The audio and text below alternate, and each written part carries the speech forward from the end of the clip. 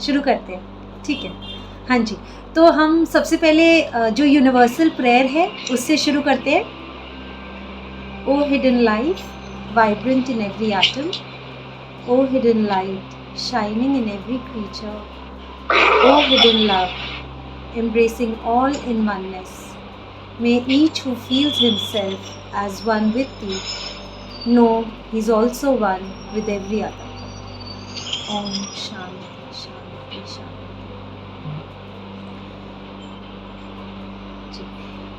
Everyone is welcome to the IP Lodge, that is Indraprastha Lodge and Wisdom Lodge meetings. ये जो lodges हैं हमारी बहुत पुरानी और एक्टिव लॉजेज़ रही हैं। स्पेशली इंद्रप्रस्थ लॉज में तो कई सीनियर मेंबर्स जैसे कि जॉफ्री हडसन आए हुए हैं जो कि खुद क्लेयरवॉयंट थे, और इंद्रप्रस्थ जो कॉलेज जो स्कूल बना है वो डॉक्टर एनी बेसेंट ने ही शुरू करवाया था। So it's a very old lodge जिसकी हमने ऑनलाइन मीटिंग्स अभी शुरू करी है, और उनके मेन मेंबर्स जो बहुत पुराने रहे हैं, जिनकी हिस्ट्री अगर आप लोगों को मालूम करनी हो तो राम शुक्ला जी सर हैं जो प्रेसिडेंट रहे हैं फॉर अ लॉन्ग टाइम वहाँ के, कंचन गुप्ता जी हैं, टू नेम अ फ्यू, और भी हैं बहुत सारे जिनको मैं नहीं जानती, पर हमारे सीनियर मेंबर्स एक दूसरे को बहुत अच्छे से जानते हैं। तो to continue with the Indraprastha lodge and wisdom lodge meetings, हम at the feet of the master, ये बुक है, बुक स्टडी बाय अल्सियन, ये कर रहे हैं। शुक्ला जी सर आपको म्यूट करना पड़ेगा। थैंक यू, हो गया।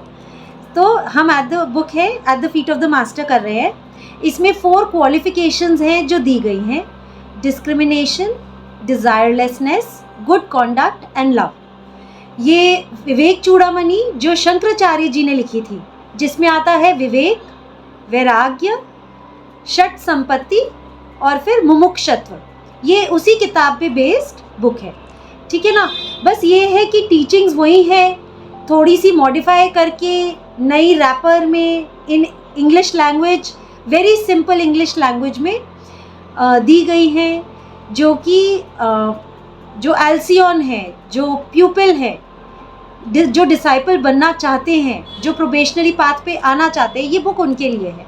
और ये बुक हमें ये भी बताती है कि कैसे राइट मूवमेंट्स करके अपनी लाइफ में हमें अपनी ज़िंदगी को चलाकर हैप्पीनेस को अचीव करना है in this life and the next. हम यहाँ पे इस किताब में उस हैप्पीनेस की बात नहीं करते जो टेम्पररी हैप्पीनेस है। इस किताब में बात की जा रही है उस हैप्पीनेस की जो लॉन्ग लास्टिंग हैप्पीनेस है और जो लाइफ आफ्टर लाइफ हमारे साथ रहेगी। सो डिस्क्रिमिनेशन का चैप्टर हम ऑलरेडी कर चुके हैं। डिस्क्रिमिनेशन के बाद ही जो नेक्स्ट क्वालिटी जो डिसाइपल या एस्पिरेंट या जो साधक है, जो इस पाथ पे चलना चाहता है, ये उसके लिए क्वालिटी है जो उसने इम्बाइब करनी है, तो अपनी लाइफ में उसने उतारनी है।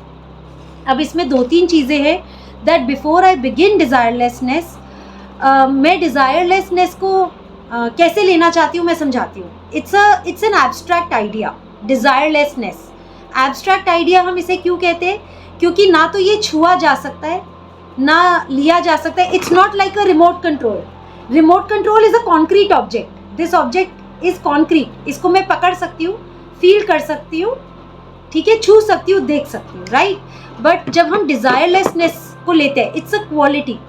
ये एक आइडिया है, एक एब्स्ट्रैक्ट आइडिया है। It can only be felt, understood. जब हम इसको कॉन्क्रीट में लेकर आते हैं तो हम इसको कॉन्क्रीट पूरा बिछाते हैं डिज़ायरलेसनेस को। जैसे कि हम कारपेट पे बिछा कर सारे छोटे छोटे चावल के दाने बिखेर दे, तो अगर डिज़ायरलेसनेस को हमने बिखेरना है तो हम उसको छोटे छोटे पार्ट्स में, टुकड़ों में करके समझ पाएंगे। तो ये समझने के लिए, क्योंकि मैं यूजुअली PDF में कोई बना तो नहीं रही हूँ अभी, स्क्रीन में कोई भी ऐसे PDF डॉक्यूमेंट्स नहीं अपलोड कर रही हूँ, तो फ़िलहाल के लिए as a speaker I have to be effective enough to make you all understand what is the quality of desirelessness, ताकि हम इसे गलत तरीके से ना समझें, जो कि हम लोगों के लिए, जो कि गृहस्थ जीवन में अगर वो पकड़े तो वो संन्यास लेकर जाते हैं, वैराग्य। डिज़ायरलेसनेस इज नथिंग बट वैराग्य। तो वो वैराग्य को संन्यास लेके छोड़ देते हैं। तो ये वैरागियों के लिए नहीं है, ये उन लोगों के लिए जो कि इस अर्थ जो प्लैनेट है, इस पे जो कुरुक्षेत्र है, इस पे जब हम जी रहे हैं अपनी लाइफ को, तो हमें वैराग्य को या डिज़ायरलेसनेस को कैसे हमारे लिए समझना है, ये समझाया जा रहा है। तो इसके लिए आप लोग क्या करिए, if you have a pen and paper you can write down points, it will be easier for you to understand.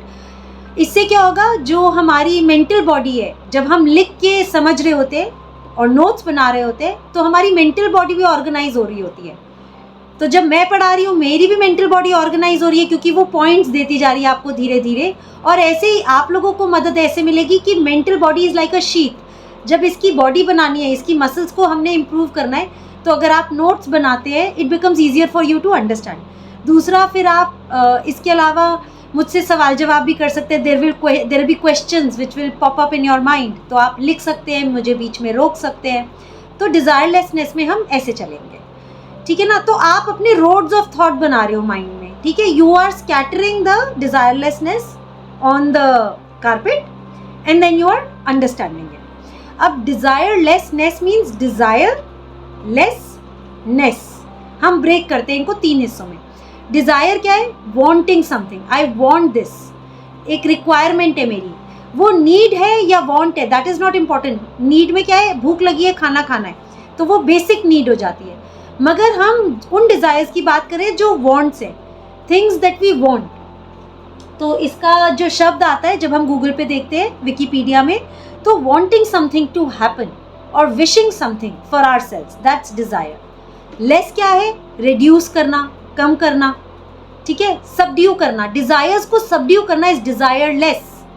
इसको अगर हम पतंजलि योगा सूत्र से पढ़ते हैं तो हम कहते हैं निरोध करना, ठीक है ना। डिज़ायर्स को ख़त्म करना, निरोध करना। नेस, NESS is quality, the quality of being. क्या है क्वालिटी की, डिज़ायरलेसनेस है, तो हमें उसे अचीव करना है। अब हम इसे हिंदी में समझते हैं। हिंदी में क्या है, वैराग्य। राग क्या होता है, अट्रैक्शन टुवर्ड्स एन ऑब्जेक्ट, राग। तो राग और द्वेष होता है। राग is getting attracted towards an object, किसी चीज़ की तरफ मोह बढ़ाना या अटैचमेंट बढ़ाना और उसकी तरफ जाना। और द्वेष इज किसी पेनफुल चीज़ से दूर भागना। तो हम यूजुअली प्लेजरेबल ऑब्जेक्ट्स की तरफ भागते हैं और पेनफुल ऑब्जेक्ट से दूर जाते हैं। तो राग और द्वेष। तो यहाँ वैराग्य की, रागों को छोड़ने की बात करी गई है, वैराग्य।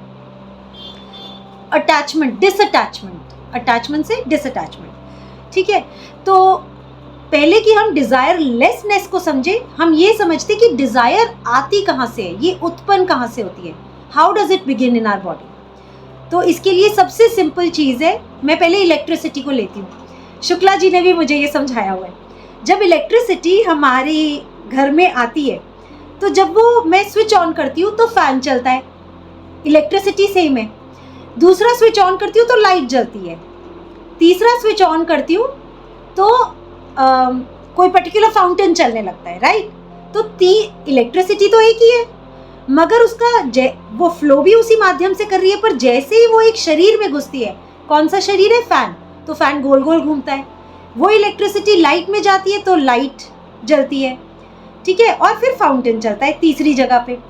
ऐसे ही हमारी जो कॉन्शियसनेस है, ठीक है, जो हमारी फ्लो कर रही है, ये 3 शरीरों में जाती है, lower mental body, astral body and physical body. तो जब वो लोअर मेंटल बॉडी के माध्यम पे आती है तो थॉट्स चलने लगती हैं, हमारी सोच विचार चलने लगते हैं, हमारी थॉट्स, तो थिंकिंग प्रोसेस जो चालू हो जाता है वो लोअर मेंटल बॉडी का काम है। जैसे ही वो कॉन्शियसनेस और नीचे उतरती है और एस्ट्रल बॉडी के प्लेन पे घुसती है, तो एस्ट्रल बॉडी में डिज़ायर्स उत्पन्न होती हैं। तो जो डिज़ायर हमारे अंदर आती है, या जिसे हम बोलते हैं फीलिंग्स, बोल लो, आई फील फॉर समथिंग, कि मुझे ये चाहिए, अट्रैक्शन आती है ना, तो फीलिंग्स उत्पन्न होती है, वो सेंसेशंस आती है बॉडी में। तो जो मैं फील कर रही हूँ, जो मैं सेंस कर रही हूँ, जो मेरी इमोशनल अपसर्जेस हो रहे हैं कि मुझे ये आइसक्रीम चाहिए, वो जो डिज़ायर बॉडी को में घुस गई जब कॉन्शियसनेस, तो एस्ट्रल बॉडी के माध्यम से डिज़ायर्स उत्पन्न होती है। तो अब ये जो डिज़ायर्स है ये मैनिफेस्ट हो रही है एस्ट्रल बॉडी के थ्रू। अब एस्ट्रल बॉडी जो है, इनिशियली जब हमारी life after life, early life शुरू होती है, तो ये एक पर्टिकुलर शीट की तरह होती है। It's not a body right now, it is just a sheet, पतला कपड़ा है, इसको ग्रो करना है बॉडी में। तो जब ये लाइफ में एक्सपीरियंसेस हम आते हैं हमारे, तो हम कुछ चीज़ों की तरफ भागते हैं, प्लेजरेबल ऑब्जेक्ट्स की तरफ हम भागते हैं कि हमें ये चाहिए। और जो ऑब्जेक्ट्स की तरफ हम भागते हैं और हमें पेन मिलता है तो हम उससे दूर जाते हैं, द्वेष आता है। तो राग और द्वेष में हमारी ज़िंदगी चलती है और ऐसे ही एस्ट्रल बॉडी ग्रो करती है। तो एस्ट्रल शीथ बॉडी में कब ग्रो करेगी? जब हम राग की तरफ जाएंगे और द्वेष की तरफ जाएंगे, मतलब बाहरी ऑब्जेक्ट्स को एक्सपीरियंस करेंगे। उन बाहरी ऑब्जेक्ट से कभी प्लेजर आएगा, कभी पेन आएगा। जब पेन आएगा तो बार बार एक मेमोरी उत्पन्न होगी, वो मेमोरी लोअर मेंटल बॉडी में उत्पन्न होगी कि मुझे ये दोबारा से एक्सपीरियंस नहीं करना। तो एस्ट्रल बॉडी फिर फिजिकल को बोलेगी कि मत जाना वहाँ पर, तुम्हारे को पेन मिलेगा, उस रास्ते पे मत जाना। तो ये एक लूप जो है ये स्ट्रेंथन होता है लाइफ आफ्टर लाइफ। जब ये लाइफ आफ्टर लाइफ स्ट्रेंथन होगा तो हम जो पेनफुल ऑब्जेक्ट्स हैं उसकी तरफ नहीं जाएंगे, प्लेजरेबल ऑब्जेक्ट्स की तरफ जाएंगे।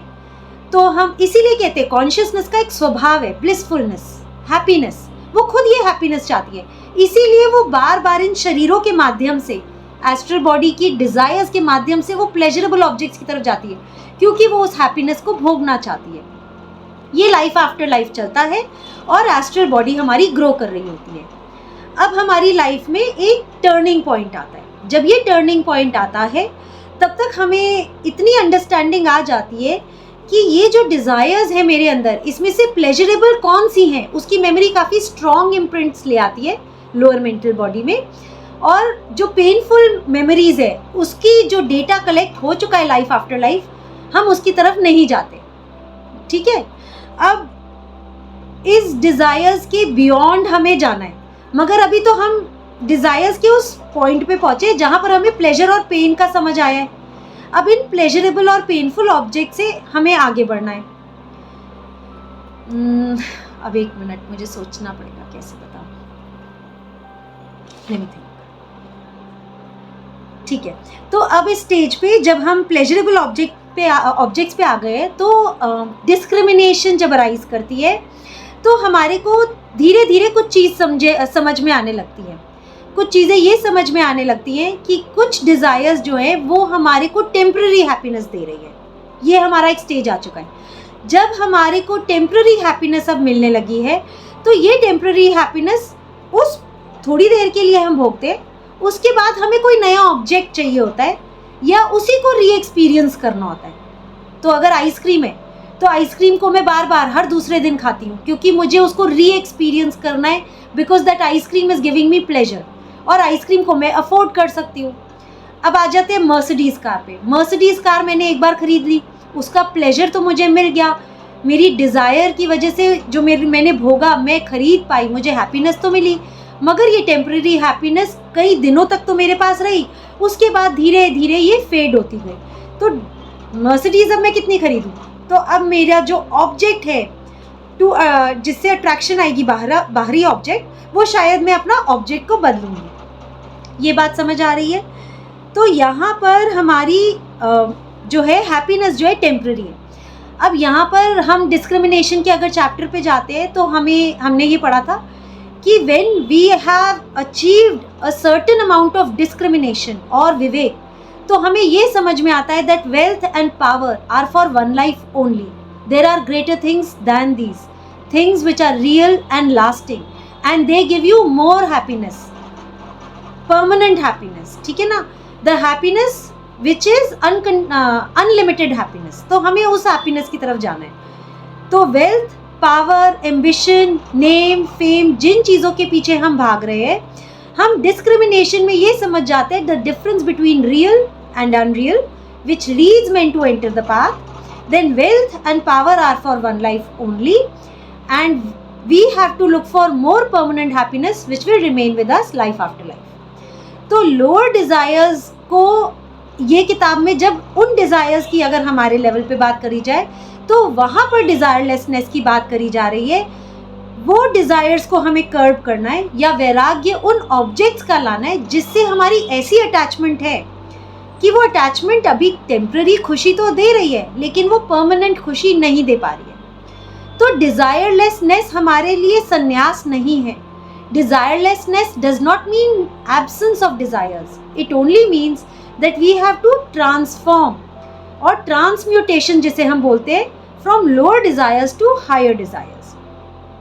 लोअर डिज़ायर्स फिजिकल बॉडी की डिज़ायर्स हो सकती है, जैसे मैंने बोला आइसक्रीम खाना, ठीक है ना। इमोशनल लेवल पे मेरे इमोशनल जो कनेक्शंस बने हुए हैं फैमिली से, फ्रेंड्स से, मेंटली मेरी कुछ अट्रैक्शन है towards becoming the CEO of the company, मेरे एम्बिशन है, या I like to be in a state of power, मुझे अच्छा लगता है as a dictator, as an organizer work करना एंड कंट्रोलिंग बिहेवियर रखना।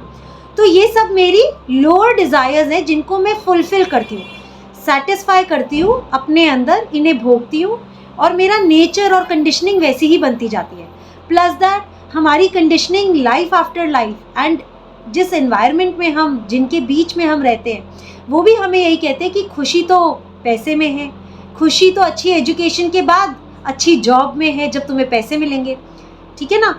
तो हमारी खुशी हमें इन्हीं लो डिज़ायर्स से, कि अब तुम घूमने जाओगे, यू मस्ट ट्रैवल, घूमने जाओगे तो कितनी खुशी मिलेगी, हम ये लो डिज़ायर्स को एंडलेसली भोगते रहते हैं, लेकिन ये कभी तृप्ति नहीं देती हमें, मतलब कि हमें पूरी तरह सेटिस्फैक्शन नहीं मिलती, हमें फिर भी अंदर से लगता है हम पूरी तरह भरे हुए नहीं हैं, हमारे अंदर वो एक स्वभाव नहीं है that we are full of bliss और जॉय, वो टेम्पररी हैप्पीनेस है। तो थियोसॉफिकल सोसाइटी के लेक्चर्स में जब हम जाते हैं तो हमें यही सिखाया जाता है कि आप लो डिज़ायर्स को किल नहीं कर सकते, आप अपनी डिज़ायर्स को, जो कॉन्शियसनेस एस्ट्रल बॉडी से डिज़ायर्स दिखा रही है आपको, उनको आप किल नहीं कर सकते। You are going to crush your astral body, meaning वो क्रम्बल हो जाएगी। तो हमारा काम है एस्ट्रल बॉडी को शीत से बॉडी में ग्रो करना। तो हमारा अगर ये काम है तो बॉडी को क्या चाहिए, उसकी क्या नरिशमेंट है। जैसे कि फिजिकल बॉडी में मैं अल्कोहल, ड्रग्स भी डाल सकती हूँ और न्यूट्रिशियस फूड भी डाल सकती हूँ और मेडिकेटेड फूड भी डाल सकती हूँ, मेडिकेटेड न्यूट्रिएंट रिच फूड भी डाल सकती हूँ। लेकिन हमें ये पता है कि लोअर में जो है मेरे लिए फिजिकल बॉडी को अच्छा न्यूट्रिशियस फूड मेरी फिजिकल बॉडी की हाइट की ग्रोथ और बॉडी की ग्रोथ करेगा और मेरी बॉडी में एनर्जी अच्छी देगा। ऐसे ही एस्ट्रल बॉडी को अगर हमें ग्रो करना है तो उसे राइट काइंड ऑफ फूड चाहिए, तो उसे लोअर डिज़ायर्स का फूड नहीं चाहिए। एंगर, जेलसी, ये वाले जो स्ट्रॉन्ग नेगेटिव इमोशंस हैं, या जिसमें मैं नेचुरल लॉज की अगर हम बात करते हैं कि वॉयलेंटली मैंने कंट्रोल लिया, जब वॉयलेंस करूँगी तो कंट्रोल आएगा ना अच्छा वाला मेरा लोगों पे, कि लोग मेरी सुने और मेरे अंदर कंट्रोलिंग बिहेवियर मेरा सेटिस्फाई होगा, मेरे अंदर एक पावर की फीलिंग आएगी। तो वो जो है मैं अपनी एस्ट्रल बॉडी को ग्रो कर रही हूँ लेकिन लो डिज़ायर्स के माध्यम से, पर मुझे इसको ट्रांसम्यूटेशन करके वो डिज़ायर्स देनी है जो कि मेरी एस्ट्रल बॉडी को अच्छे से ग्रो कराए। इसमें क्या आएगा, सिंपैथी, लव, है ना, बेनिवोलेंस, कंपैशन। तो हम इसीलिए लव एंड अफेक्शन की बात करते हैं। तो इसीलिए जब आपके इमोशंस हैं strong with certain people, your family, your friends, तो हम उस अफेक्शन को ब्रेक करके तोड़ने को नहीं बोलते। वैराग्य या जब हम अटैचमेंट को तोड़ना का मतलब ये नहीं है कि आप जो अपने अफेक्शनेट बिहेवियर है आपका, लोगों से आपने तोड़ना है। You don't have to crush those feelings, they are feelings of affection which will help you to bring out that love within you. तो इसमें हम इसलिए बोलते हैं जो मदर और चाइल्ड का होता है वो अनकंडीशनल लव होता है। It is the purest form of love which has been seen on earth, जो कि देखा गया है amongst all different relationships. In all those relationships, it is the purest form of love. तो हमें सिर्फ ट्रांसम्यूटेशन करना है फ्रॉम लोअर टू हायर। यहाँ तक के किसी के क्वेश्चंस है तो बताइए।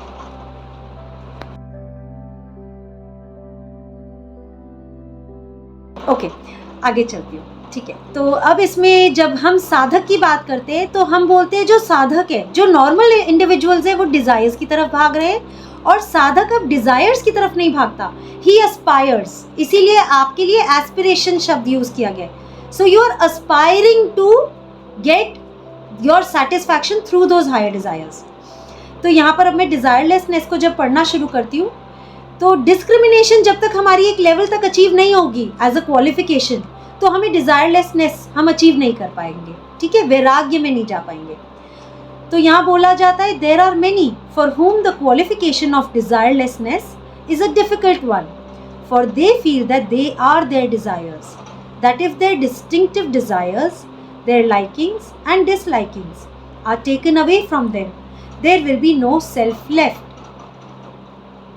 तो यहाँ पे बात वही करी जा रही है कि जो डिज़ायर्स है उनको हमें क्रश नहीं करना है, नो डिज़ायर्स लेफ्ट वाली बात नहीं है, यहाँ डिज़ायर्स की ट्रांसम्यूटेशन है, ठीक है।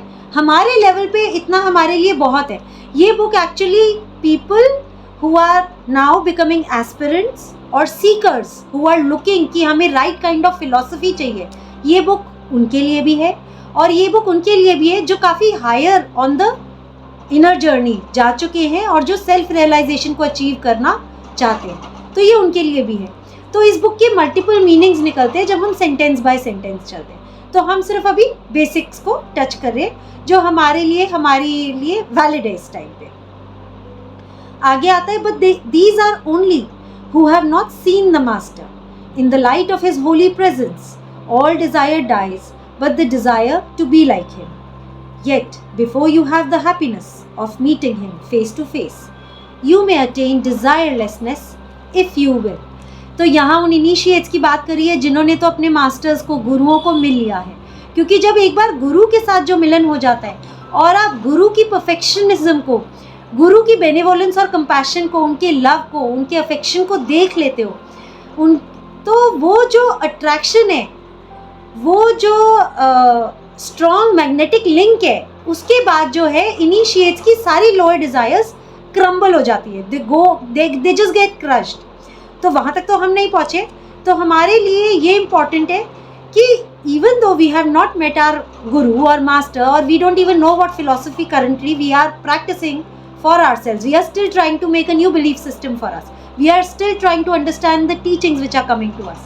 तो हमारे लिए फिर भी ये क्वालिटी इम्पॉर्टेंट है, क्योंकि हमें शुरू तो करना है, we have to start somewhere, so we have to start today now, so we have to understand that the qualification of desirelessness is one of the qualifications we need to practice now, we need to begin now। तो इसीलिए यहाँ लिखा जाता है you may attain desirelessness if you will। will का क्या मतलब है कि आपको अपनी विल पावर को स्ट्रॉन्ग करना पड़ेगा। विल पावर ना इनर करेज है या इनर स्ट्रेंथ है, it is not a muscle strength कि मैं कितना भारी वेट उठा सकती हूँ, 10 किलो का, 20 किलो का, that is not will power. The will power is inner strength, कि मेरे अंदर अपनी इनर शक्ति, इनर स्ट्रेंथ या करेज कितनी है जिसको मैं यूज़ करके उस एनर्जी को रीडायरेक्ट कर सकती हूँ। बहुत सिंपल चीज़ है, हमारी विल पावर हमें कैसे मालूम पड़ेगी कितनी स्ट्रांग है। हमें बहुत गुस्सा आ रहा है तो बड़ी सिंपल चीज़ है, वो जो एनर्जी है जो आ रही है नेगेटिव एनर्जी इस टाइम पे, अगर मैं उसको रीडायरेक्ट कर पाती हूँ in the opposite direction, even by distraction, अगर मैं अपने आप को डिस्ट्रैक्ट भी कर पाऊँ, टीवी देख लिया, खाना खाने चले गए, मुंह मोड़ लिया, जिस पे गुस्सा हूँ या जिससे नाराज़ हूँ, if I can even redirect that energy, that means I'm using my willpower। This is how we have to understand what is willpower। So willpower is that inner strength that you have through which you yourself can choose and decide how you want to be in a given situation and how you can redirect your energy elsewhere wherever you want to direct it। ठीक है, आगे discrimination has already shown you that the things which most men desire, such as wealth and power, are not worth having। Why? Because these are for one life only। When this is really felt, अब ये सबके लिए feeling जो है अलग अलग time पे, अलग अलग लेवल पे होगी। So do not compare your self with me और दी अदर पर्सन कि अरे अगर उसको एम्बिशन नहीं है तो मेरे अंदर भी एम्बिशन नहीं होना चाहिए, तो मुझे तो बिजनेस ही स्टार्ट नहीं करना चाहिए क्योंकि वो तो फिर पावर एंड एम्बिशन हो गया इन दी आउटर वर्ल्ड। ऐसा नहीं है। If it is really felt, तो ये सबके लिए अलग अलग स्टेजेस पे, अलग अलग लेवल पे आता है। And not merely said, all desire for them ceases, and this is a gradual progression। It is not completed very quickly in one day, so you cannot expect some magical wonders to happen in one day। फिर वो आगे बोलते हैं, thus far all is simple, it needs only that you should understand, but there are some who forsake the pursuit of earthly aims only in order to gain heaven or to attain personal liberation from rebirth। Into this error you must not fall। If you have forgotten self altogether, you cannot be thinking when that self should be set free or what kind of heaven it shall have। अब यहाँ पे अगर हम सिर्फ Hinduism की philosophy से चलते हैं, अगर हम उसको एज अ रिलीजन उठाते हैं, तो हिंदुइज्म में हमें बोला जाता है कि चैरिटी करो। इससे क्या होगा, कि तुम हेवन में जाओगे, तुम स्वर्ग लोक को जाओगे। तो जो हमारे पंडित हैं या कई ऐसे लोग हैं, वो बार बार बोलते हैं भगवान का नाम ऐसे लो, ये करो, मंत्र जाप करो, ऐसे करो वैसे करो, तो तुम्हें हेवन मिलेगा, नहीं तो तुम मरने के बाद स्वर्ग में नहीं जाओगे, नर्क में जाओगे, तुम गलत काम करोगे नर्क में जाओगे। तो फियर इंड्यूसिंग कई बार हमारे को चीज़ें मिलती हैं जिससे हमारी कंडीशनिंग हमारी रिलीजन के बारे में बन जाती है। बट एक्चुअली ये जो कंडीशनिंग करी गई है, ये कंडीशनिंग हम लोगों के लिए वैलिड नहीं है। अगर हम लॉ ऑफ कर्म को पहचानते हैं, अगर हम लॉ ऑफ कर्म को जानते हैं, तो हमारे को ये समझना पड़ेगा कि अगर हम राइट एक्शन लेंगे तो उसके कॉन्सिक्वेंसेस हमें आएंगे, रॉन्ग एक्शंस लेंगे उसके भी कॉन्सिक्वेंसेस हमें आएंगे, ठीक है। और लॉ ऑफ यूनिटी और लॉ ऑफ कर्म एक ही चीज़ सिखाता है कि जो मैं सामने वाले के साथ कर रही हूँ वो एक्चुअली मैं अपने साथ कर रही हूँ। तो अगर मैं वायलेंस कर रही हूँ तो वो मैं अपने आप के साथ ही कर रही हूँ, जो मेरे सामने खड़ा है वो मैं ही हूँ। I am being violent towards my self. तो अगर हम लॉ ऑफ कर्म को समझते हैं, लॉ ऑफ यूनिटी को समझते हैं, तो बहुत सारा ये जो डर है हेवन का कि हम मरने के बाद हेवन में जाएंगे कि हेल में, ये चला जाता है। It must go and get crushed. और जैसे जैसे थियोसॉफिकल लिटरेचर आप समझेंगे तो आपको और वाकई देवाचनिक प्लेन की भी अंडरस्टैंडिंग अच्छी आ जाएगी कि कैसे जो है हमारी रीबर्थ होती है। तो रीइंकारनेशन की थियोरी भी आपकी क्लियर हो जाएगी।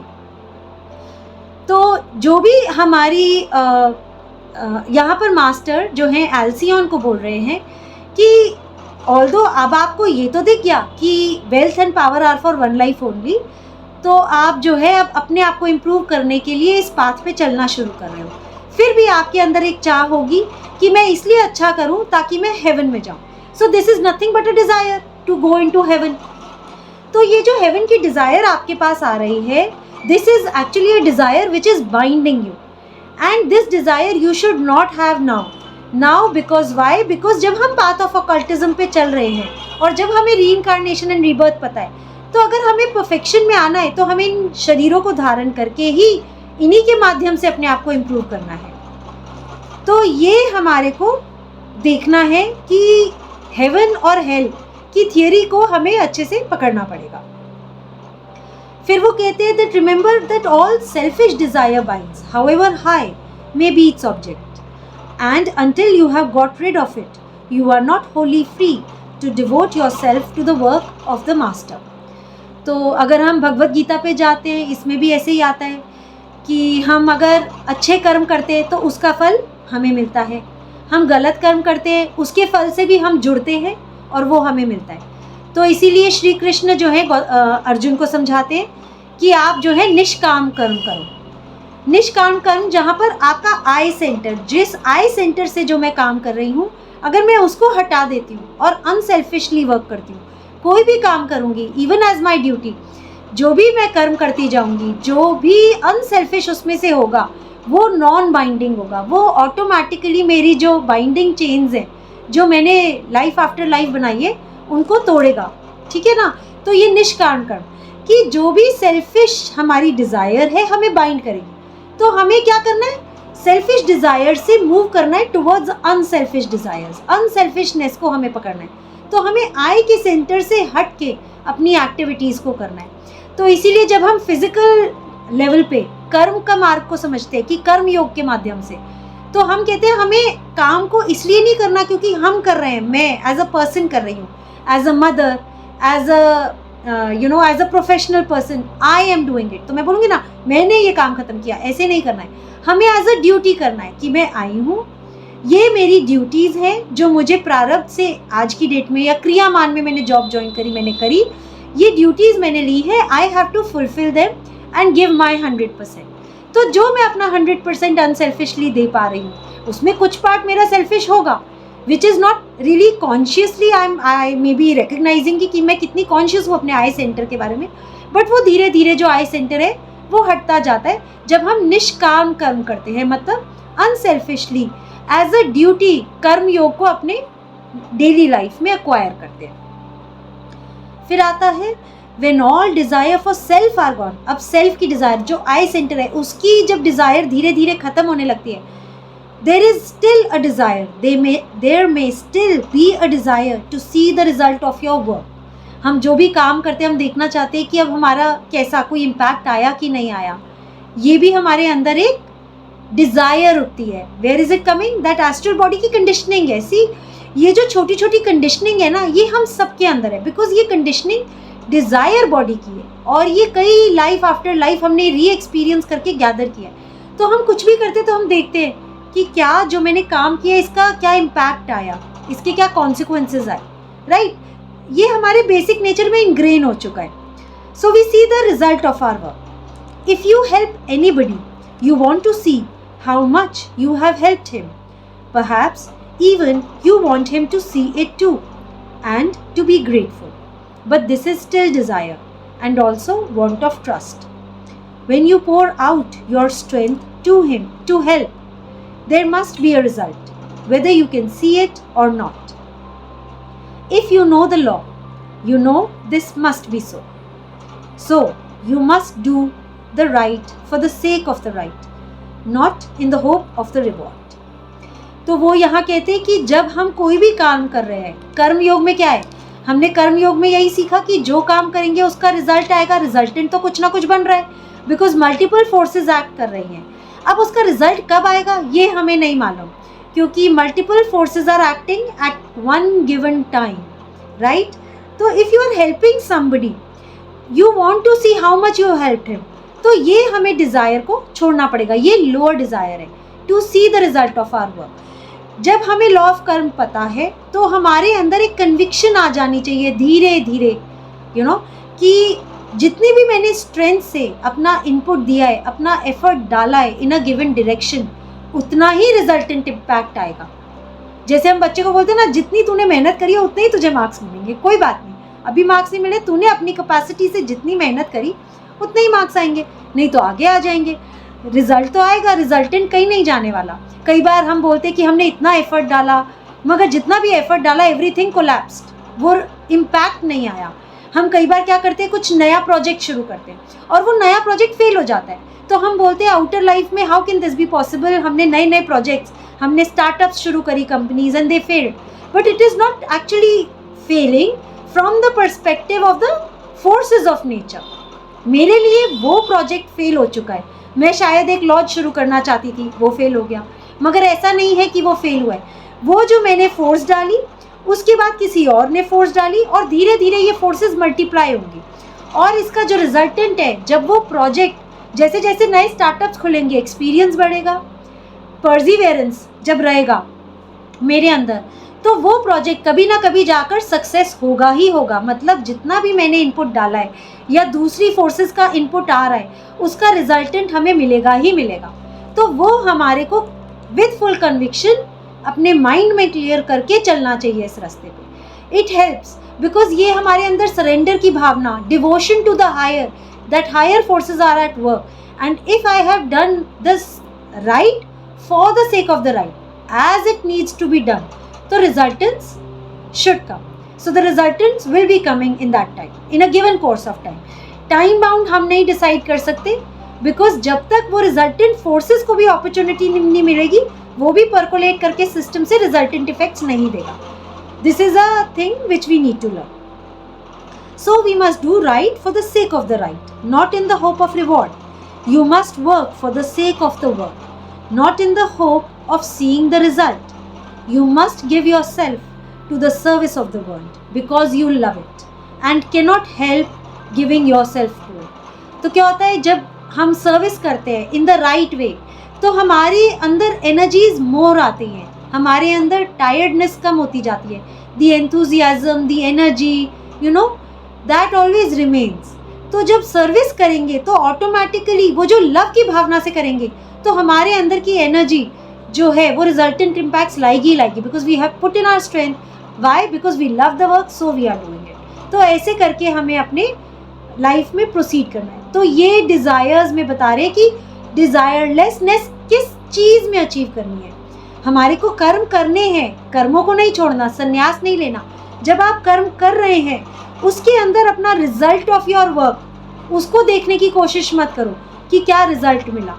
ये भी देखने की कोशिश मत करो कि मैंने जितना भी अच्छा काम करा है तो अब तो मरने के बाद मुझे हेवन ही मिलेगा. ये 2 पॉइंट्स यहाँ आ गए, ठीक है ना, 2 पैराग्राफ्स में.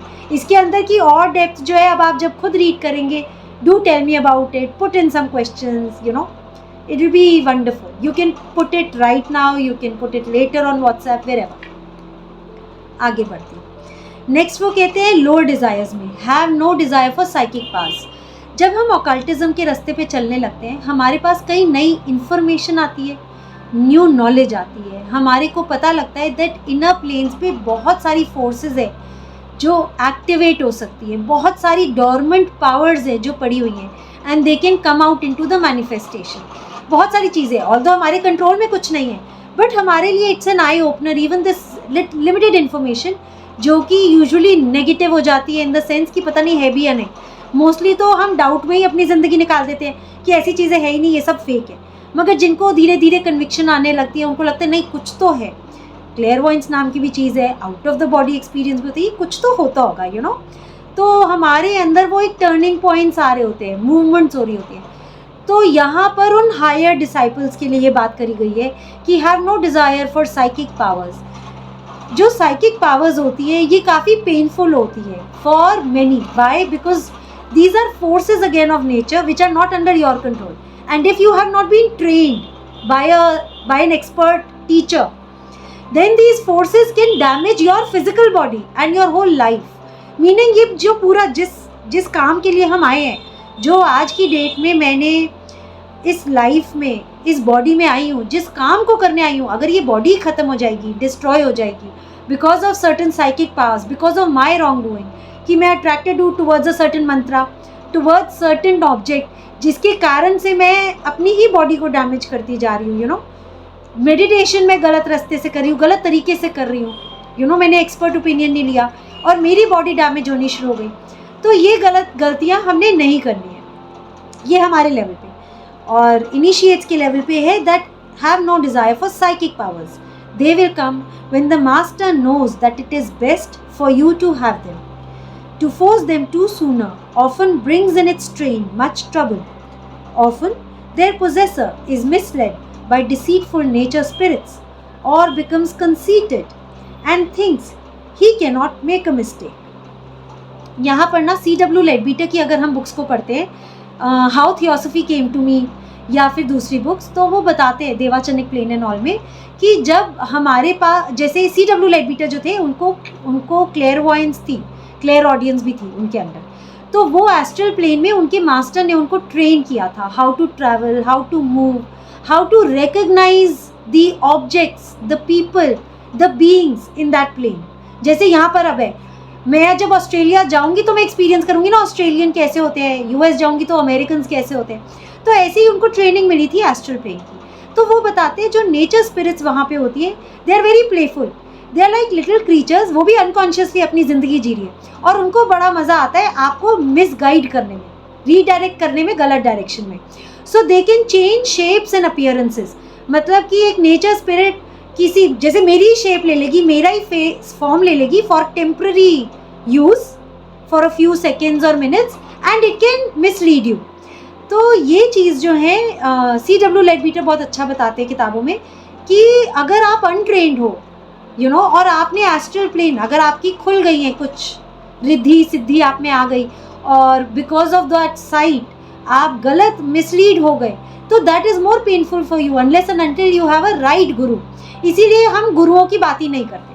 हम बोलते हैं पहले जो हमारे को थियोसॉफिकल लिटरेचर जब भी हमारे पास आता है, हमें बोला जाता है इस लाइफ में ना पहले थियोसॉफी को अपने हाथ में ले लो और पूरी तरह इसे डाइजेस्ट कर लो और एसिमिलेट कर लो. जब ये कर लोगे, जब आपका टाइम आएगा, now, later, whenever you are ready, you have generated forces, so the impact will come to you. You will be ready, and when you are ready, these things will come to you naturally. You will not have to ask for them then. So we should be careful not to be attracted towards wrong ideas, या दूसरे ऐसे हम गलत गुरुओं के पीछे ना भागे, गलत टीचर्स के पीछे ना भागे जो कि हमें मिसगाइड कर सके और हमें भटका दे, चाहे वो फिजिकल लेवल पे भी हो. अब आप किसी से रास्ता पूछो और वो गलत बता रहा है तो आप मिसगाइड हो जाओगे ना. आपको गलत रास्ता बता दिया, आप तो उल्टे डायरेक्शन में चले जाओगे.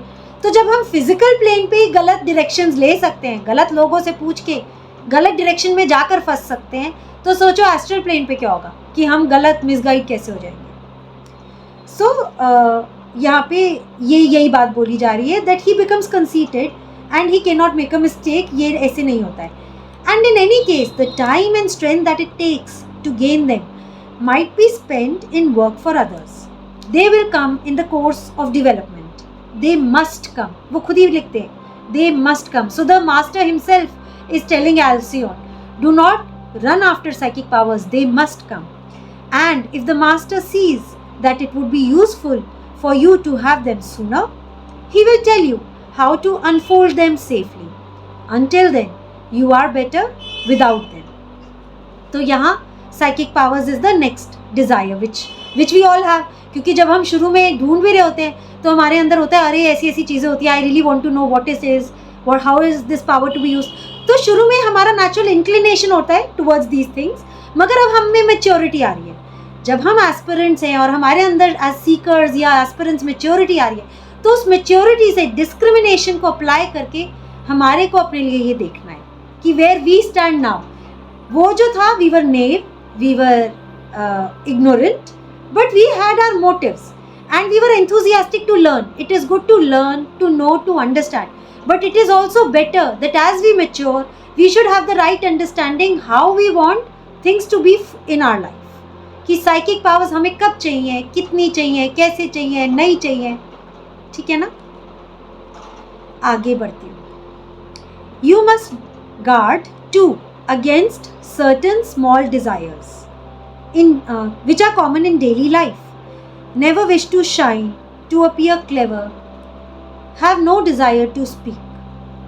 अब यहाँ पे जो है ना बात करी जा रही है स्मॉल डिज़ायर्स की, जो कि मेंटल बॉडी के लेवल से आती हैं. देखो हमारी जो मेंटल बॉडी जब ग्रो हो रही होती है ना from sheet to a body, तो it wants to express itself that I has many ideas, it has its imagination, it enjoys concrete objects, it wants to experience them. क्योंकि mental body की भी तो growth हो रही है. तो to shine, to appear clever, ये हमारे अंदर जो है कंडीशनिंग है. ये कंडीशनिंग हमारी पास्ट लाइफ्स की भी है, हमारे बचपन की भी है. Every time we do something nice we run to our parents. देखो देखो हमने कितने अच्छे से किया, तो हमें शाबाशी मिलती है, वेरी गुड, तुमने बहुत अच्छा किया. हमारे बच्चे भी ऐसे करते हैं. We tell them, we praise them. So we want to shine, we want to appear clever, है ना. तो ये ठीक है एक लेवल तक के लिए हमारे लिए. Voice is not okay. 1 second.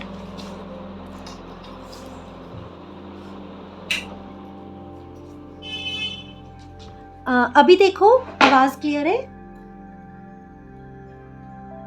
Better ठीक है. Okay, so I will continue.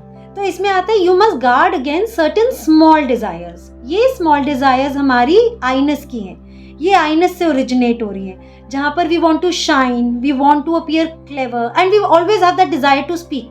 हमें बोलना है, कुछ तो बोलना है, because we are so full of information. हमारे पास भी नई चीज़ें आती हैं. We love to share it with others.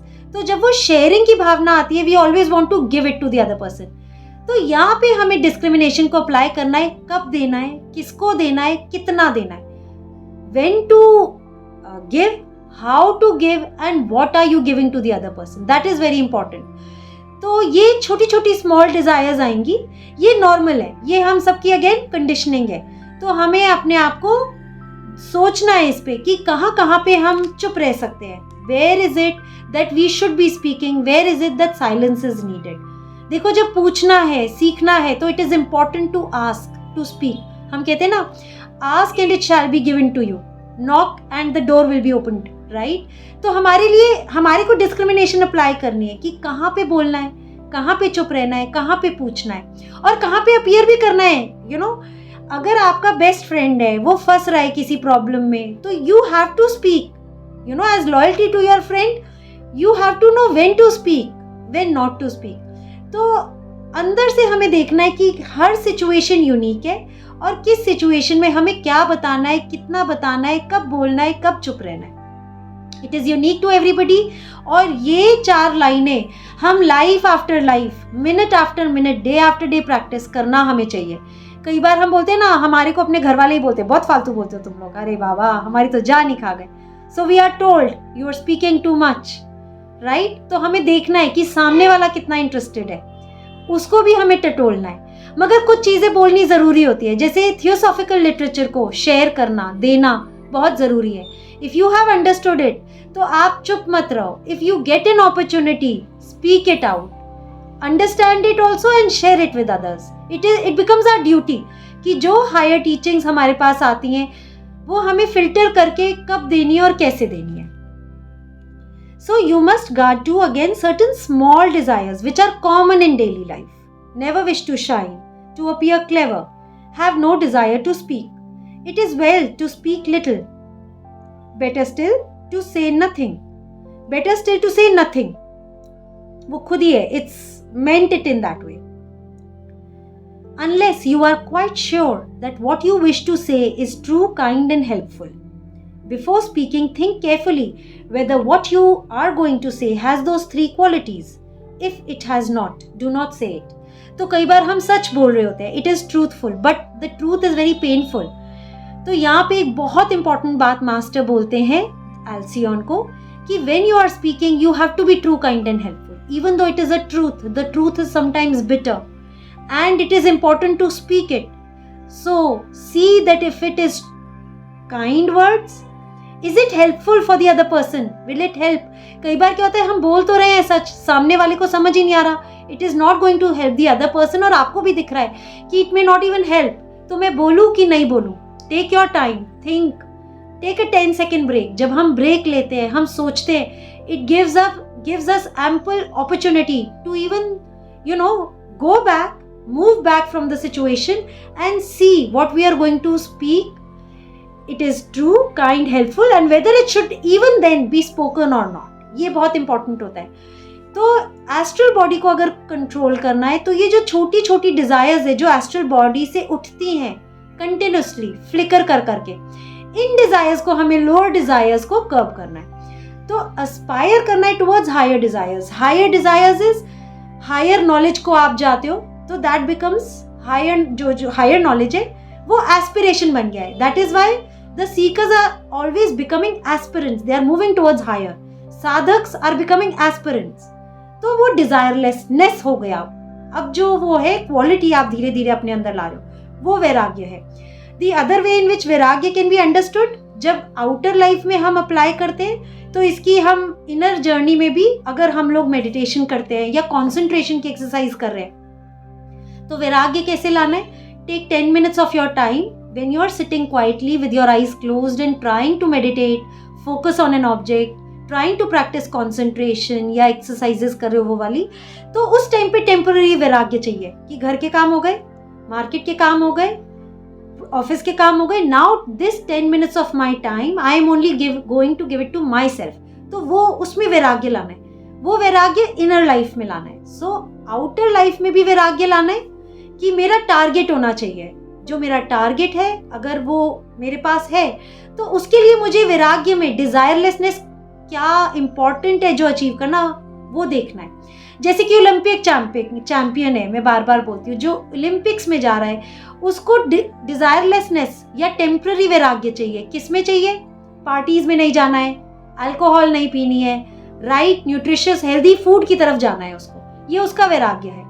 मगर वो वैराग्य ना मटेरियल जिंदगी में जब हमें सक्सेस चाहिए होती है तो बेस्ड ऑन आउटर जो हमारी एम्बिशन है, मटेरियलिस्टिक डिजायर है, वो टेम्पररी वैराग्य लाता है। लेकिन यहाँ पे जब वैराग्य की बात कर रहे हैं या डिजायरलेसनेस की बात कर रहे हैं, ये उन छोटी छोटी क्वालिटीज या सीड्स की बात कर रहे हैं जो कि हमारे अंदर एक परमानेंट चेंज लेके आएंगी, हमारे को मूव करेंगी in the right direction of our growth. तो अगर हमारा पर्पस है to grow, evolve, achieve permanent happiness, तो हमें डिजायरलेसनेस उसमें लाना है कि हमें ट्रू काइंड हेल्पफुल होना है, हमें वॉयलेंस नहीं लाना है, नेचुरल लॉज के माध्यम से चलना है। तो डिजायरलेसनेस उन क्वालिटीज में, लोअर वर्च्यूज में कैरी करना है। अभी मैं इस पैराग्राफ पे आज एंड करती हूँ। We will continue further in the next class, next lecture.